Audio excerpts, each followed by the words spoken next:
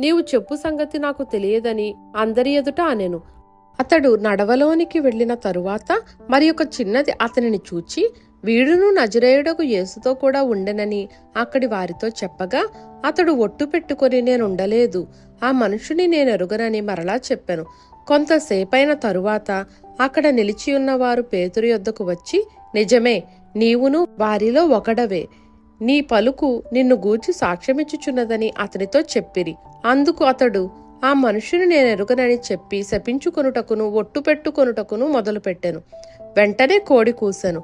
కనుక కోడి కూయక మునుపు నీవు నన్నెరుగనని ముమ్మారు చెప్పెదవని యేసు తనతో అనిన మాట పేతురు జ్ఞాపకము తెచ్చుకొని వెలుపలికి పోయి సంతాపపడి ఏడ్చెను. దేవుని సువార్త పరిచర్యలో భాగంగా జరుగుతున్న ఈ ఆడియో బైబిల్ సేవను మీ స్నేహితులకు, బంధువులకు, మీకు అత్యంత ఆప్తులకు పంపి సువార్త పరిచర్యలో